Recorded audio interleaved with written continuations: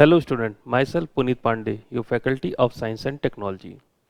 आज हम सब लोग सिविल सर्विसेज के मेंस का बैच स्टार्ट करने जा रहे हैं और इस संबंध में जो साइंस एंड टेक्नोलॉजी सेक्शन आता है, जो कि जीएस पेपर थर्ड में आपका पूछा जाता है, उसमें हमारी क्या स्ट्रेटजी होनी चाहिए, क्या नीति होनी चाहिए और क्या इसका सिलेबस है, इस आधार पर इस पर आधारित रणनीति को हम लोग डिस्कस करने के लिए यहाँ पर उपस्थित हुए हैं। तो चलिए देखते हैं कि यूपीएससी का जो हमारा सिलेबस है वो कैसा है और किस तरह से हमारी मेंस की तैयारी साइंस एंड टेक्नोलॉजी के संबंध में होनी चाहिए। जो पहला सेक्शन, अगर मैं पूरे सिलेबस को, अगर जो साइंस एंड टेक्नोलॉजी का हिस्सा है, अगर इसको बड़े बड़े भागों में बांट लिया जाए तो 5 मुख्य भाग इसके निकल कर आते हैं। 5 पार्ट्स में आपको इसको डिवाइड कर सकते हैं। और जब सिलेबस बहुत कम मात्रा में, बहुत कम शब्दों में लिखा होता है तो वेल डिफाइंड नहीं होता है। समस्या यहाँ आ जाती है। जब सिलेबस को आप पढ़ के उसमें कई सारे अर्थ निकाल सकते हैं और हो सकता है कि आप उसको समझ ही ना पाए कि आखिर में कमीशन हमसे पूछना क्या चाह रहा है। ऐसी स्थिति में तैयारी की शुरुआत से ही जो है वो गलत दिशा में प्रारंभ हो जाती है और ऐसी स्थिति में जो है परिणाम जो है मेंस परीक्षा का समुचित नहीं मिल पाता। हो सकता है हमारे कुछ प्रश्न ऐसे हो जाएं जो हम कर सकते हों और वो हमारे छूट जाएं। तो इसलिए मेंस की तैयारी शुरू करने से पहले उसकी रणनीति बनाना, उसकी स्ट्रेटजी को बनाना, ये बहुत ज़्यादा ज़रूरी होता है। तो जैसा मैंने आपसे कहा कि हमने, अगर हम बांटना चाहें तो सिलेबस को 5 मुख्य बिंदुओं में इसको विभाजित किया जा सकता है। तो पहला दो टॉपिक जो है, जो पॉइंट है आपका जो सिलेबस का, that is the science and technology development and their application in and effect in everyday life. जो विज्ञान और प्रौद्योगिकी है, इसका विकास और इसका एप्लीकेशन, जो हमारे एप्लीकेशन है और इसका जो प्रभाव है, ये हमारे दैनिक जीवन पे क्या होगा।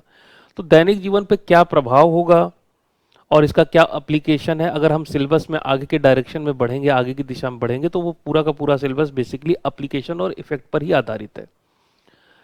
लेकिन इसमें जो छोटी सी चीज छूट जा रही है, जो उसकी ज्यादा डिटेलिंग है, वो है साइंस एंड टेक्नोलॉजी में एक की वर्ड है, that is known the development.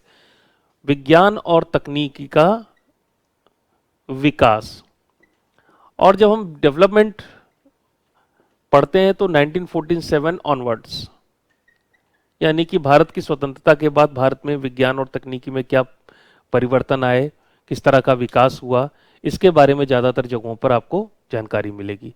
जबकि ये बड़ा ही अपरिभाषित शब्द है, अनडिफाइंड किस्म का वक्त है शब्द है कि डेवलपमेंट का मतलब क्या हो रहा है। डेवलपमेंट क्या 1947 ऑनवर्ड्स लिखा है सिलेबस में? नहीं लिखा है। ध्यान दीजिए। अगर हम बात करते हैं विज्ञान की, तो विज्ञान थोड़ा बाद में, विज्ञान का विकास जो है काफ़ी बाद में हुआ, क्योंकि डॉक्यूमेंटेशन वगैरह उसका बाद में होता है। लेकिन अगर हम तकनीक की बात करते हैं तो तकनीक का विकास कहाँ से हुआ?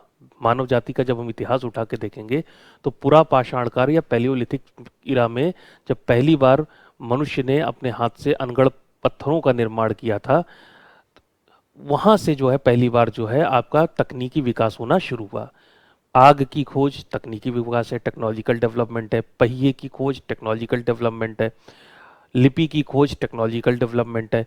तो अगर हम देखते हैं, अगर हम इसको, इस शब्द को डिफाइन करते हैं, तो मोटे मोटे शब्दों में अगर मैं आपसे कहूँ कि जो कमीशन है वो आपको पूरा का पूरा जो मानव जाति का इतिहास में जितना भी तकनीकी डेवलपमेंट हुआ है, टेक्नोलॉजिकल एडवांसेस हुए हैं, वो सारे के सारे एडवांस के बारे में आपको मूलभूत मोटी मोटी जानकारी होनी चाहिए।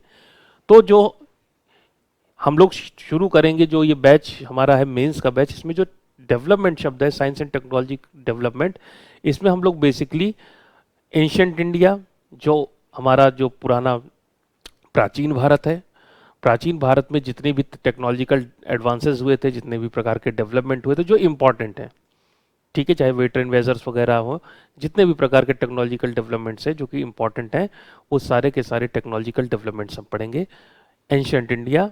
फिर मेडिवल इंडिया और मॉडर्न इंडिया में शून्य की खोज टेक्नोलॉजिकल डेवलपमेंट में आ जाएगा आपका, ठीक है। अलग अलग तरह के ग्रहों की स्थिति का पता लगाना, भारत में ज्योतिष जो का विकास है, टेक्नोलॉजिकल डेवलपमेंट आ जाएगा आपका। तो ये सारे के सारे जो चीज़ें हैं जिनको जो हम अवॉइड कर जाते हैं या गलती से हमसे छूट जाती हैं, उन सारी चीज़ों को हम देखेंगे।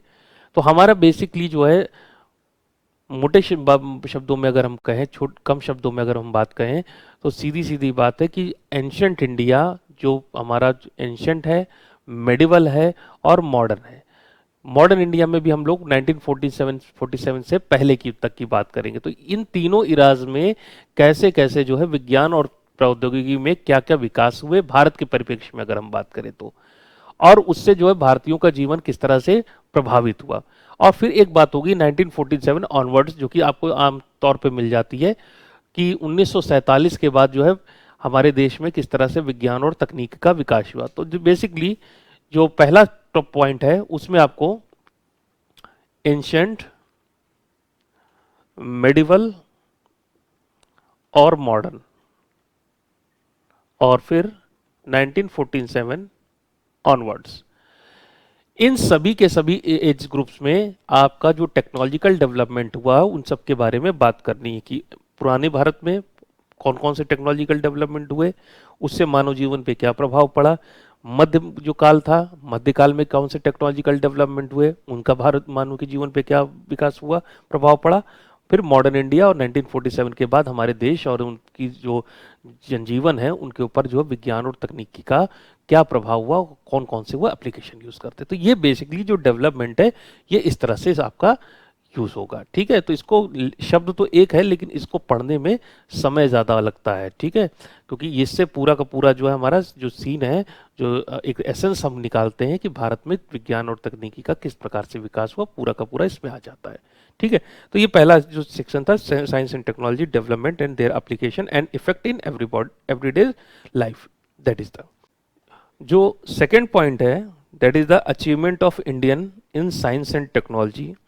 ठीक है, विज्ञान और तकनीकी के क्षेत्र में भारतीयों का विकास योगदान। तो ध्यान दीजिए यहाँ शब्द भारतीय वैज्ञानिक नहीं लिखा है, यहाँ इंडियन साइंटिस्ट शब्द यूज करके उन्होंने शब्द यूज किया है इंडियन, भारतीयों का। तो जब भारतीय शब्द हम यूज करते हैं तो इसका अर्थ होता है कि कोई जरूरी नहीं कि वो पर्टिकुलर व्यक्ति जो है किसी लेबोरेटरी से संबंधित रहा हो, वो कोई भी हो सकता है जिसने विज्ञान के क्षेत्र में भारतीय रहा हो और विज्ञान के क्षेत्र में उसने का योगदान उल्लेखनीय हो। तो अगर इसको हमें समझना होगा तो 1947 में चलते हैं, 1947, और भारत की आज़ादी के बाद के वैज्ञानिक और भारत की आज़ादी के पहले के लोग जिन्होंने विज्ञान में कंट्रीब्यूट किया। तो जैसे कि इसमें कई सारे नाम आ जाएंगे भारत की आज़ादी के बाद, जिसमें से कुछ नाम आप जानते भी होंगे, जैसे कि हमारे doctor APJ Abdul Kalam, professor Raja Ramanna, ठीक है, भाभा, डॉक्टर होमी जहांगीर भाभा। ये सारे वैज्ञानिकों के जितने भी कंट्रीब्यूशन है भारत के, चाहे वो स्पेस प्रोग्राम से रिलेटेड हो, चाहे वो आपके न्यूक्लियर प्रोग्राम से रिलेटेड वैज्ञानिक रहे हों, इन सब का योगदान वो बहुत बड़ा योगदान रहा है। तो इनके बारे में हमारी जानकारी होनी चाहिए। ठीक है, दूसरी चीज़ जो है 1947 से पहले के वैज्ञानिक, कि 1947 से पहले के वैज्ञानिक जो जिनका योगदान रहा, जैसे doctor C V Raman, doctor Jagadish Chandra Bose, ठीक है, ये सारे वैज्ञानिक जो हैं और इनका योगदान क्या रहा, इनका योगदान के साथ साथ इन्होंने क्या रिसर्च की, कौन थे, क्या रिसर्च की इन्होंने, और उस रिसर्च के आधार पर जो है उससे भी सवाल उठाए जाते हैं। इसमें जो है आपके भारतीय आचार्यों के बारे में भी पूछा जा सकता है, क्योंकि शब्द इंडियन यूज किया गया है, इंडियन साइंटिस्ट नहीं। तो आपके नागार्जुन, वाराहमिहिर, ठीक है, जितने भी प्रकार के आपके आर्यभट्ट, तो जो भी आपके भारतीय आचार्य हैं जिन्होंने, जैसे हमारे नागार्जुन वगैरह हैं, तो इन सबका क्या योगदान रहा, इन्होंने, ये कौन थे, किस कल्प में पैदा हुए, किस समय में थे, और इनका क्या योगदान रहा, इनके मुख्य ग्रंथ क्या हैं, इनके बारे में भी आपको जानकारी होनी चाहिए। ठीक है, तो ये जो सेकंड पॉइंट हमारा achievement of Indians in science and technology, और इस पर आधारित एक सवाल भी जो है यूपीएससी में पूछा गया था कि प्रोफेसर सत्येंद्र नाथ बोस द्वारा बोस आइंस्टीन सांख्यिकी या बोस आइंस्टीन स्टैटिक्स के कार्य पर चर्चा कीजिए और दर्शाइए कि इसने, ध्यान दीजिएगा, और दर्शाइए कि इसने किस प्रकार भौतिकी के क्षेत्र में क्रांति ला दी। ध्यान दीजिए, ये जो प्रश्न पूछा गया है ये इसी सेक्शन से पूछा गया है। ठीक है, कंट्रीब्यूशन और achievement of Indian in science and technology. यहाँ प्रोफेसर सत्येंद्र नाथ बोस के बारे में बात होगी, इनके बारे में हम लोग बाद में बात कर लेंगे। प्रोफेसर सत्येंद्र नाथ बोस का बहुत बड़ा कंट्रीब्यूशन रहा है विज्ञान के क्षेत्र में। अब प्रोफेसर सत्येंद्र नाथ बोस कौन थे, प्रश्न को दो भागों में विभाजित किया गया था, और इनका जो कंट्रीब्यूशन है उसके बारे में। तो ध्यान दीजिए, जब हम ये सेक्शन पढ़ते हैं तो इसको दो भागों में पढ़ा जाता है। पहली चीज, वैज्ञानिक कौन है, ठीक है, उनका जीवन क्या है, और साथ ही साथ उनका कंट्रीब्यूशन क्या है। और जब भी हम ये सेक्शन पढ़ेंगे तो दो भागों में बांट के पढ़ लेंगे अध्ययन की सुविधा की दृष्टि के लिए, कि 1947 भारत की आज़ादी के बाद के वैज्ञानिक मुख्य, और भारत की आज़ादी के पहले, और इसमें जो है हमारे एंशियंट इंडिया से जितने भी वैज्ञानिक हुए हैं और उनके कौन कौन से कंट्रीब्यूशन है, वो सारे के सारे कंट्रीब्यूशन इसमें हम लोग पढ़ेंगे। ठीक है, तो थर्ड आपका जो पॉइंट है वो है indigenisation of technology and developing new technology, नई तकनीकी का विकास और तकनीक का देशीकरण। तो नई तकनीकी का विकास या देशीकरण में, जैसे कि अभी इस वक्त मुझे लगता है कि इस साल की कमीशन में पूछा जा सकता है, और वो है जैसे कि HSTDV, hypersonic technology demonstrator vehicle. अभी भी DRDO ने इसका सफल प्रक्षेपण किया है, इसमें स्क्रैमजेट इंजन लगा हुआ है, सुपरसोनिक क्रूज मिसाइल्स बनाने के लिए इस इंजन इस पर्टिकुलर व्हीकल का निर्माण किया गया है DRDO के द्वारा। तो ये एक नई तरह की तकनीकी है, इसका विकास जो है भारत में किया जा रहा है। ठीक है, इससे कौन सी मिसाइल बनेगी? सुपरसोनिक क्रूज मिसाइल नहीं, हाइपरसोनिक क्रूज मिसाइल बनेगी। अभी तक तो सुपरसोनिक हमारे पास आई है ब्रह्मोस। ये जो है, ये जो हमारा जो टेक्नोलॉजी डिमॉन्स्ट्रेटर व्हीकल है, इसका प्रयोग जो हम लोग ब्रह्मोस जो 2 है, जो हमारी नई मिसाइल है, उसके डेवलपमेंट में इसका यूज किया जाएगा। तो जो बेसिकली बात यहाँ पर हो रही कि कौन कौन सी नई नई तकनीकें भारत में विकसित हो रही हैं, या अन्य देशों की जो तकनीकें थी उनको हम लोगों ने किस प्रकार से भारत के परिप्रेक्ष्य में किस प्रकार से हमें परिवर्तित किया। ठीक है, तो ये बहुत ही वर्सेटाइल सेक्शन है। इसमें जो जितना भी लेटेस्ट डेवलपमेंट हो रहा है उसके ऊपर आपकी पैनी नज़र होनी चाहिए। तो इसमें जितने भी तरह की चीज़ें, चाहे आपकी कोवैक्सीन हो, जैसे कि अभी कोरोना वायरस की वैक्सीन बन रही भारत में, तो ये क्या है, एक तरह का देशीकरण है तकनीकी का। ठीक है, डेवलपमेंट है, नई तरह की प्लांट वेराइटीज़ का निर्माण हो रहा है, कुछ नई तरह की फसलों का निर्माण किया जा रहा है, फसलों की नई किस्मों का निर्माण किया जा रहा है, फूड सिक्योरिटी से संबंधित चीज़ें सारी की सारी इसमें आ जाती हैं। ठीक है, तो टॉपिक जो मैंने कहा कि जब एक एक लाइन में लिखा हुआ है तो उसका एरिया बहुत ज़्यादा बढ़ जाता है। आप किसी भी दिशा में चले जाइए, वो सारा का सारा उस पर्टिकुलर सेक्शन के अंदर आ जाता है। और जब सिलेबस को बहुत ज़्यादा लंबा चौड़ा करके लिखा जाता है, तो ऐसी स्थिति में उस लंबे चौड़े सिलेबस में जो लिखी बातें उसी के अंदर आपको सीमित रहना पड़ता है। यहाँ समस्या ये आ रही है कि 2-2 लाइन 3-3 लाइन में आपको साइंस एंड टेक्नोलॉजी डिफाइन कर दिया गया है कि देशीकरण में, तो देशीकरण एक बहुत बड़ा सेक्शन हो गया।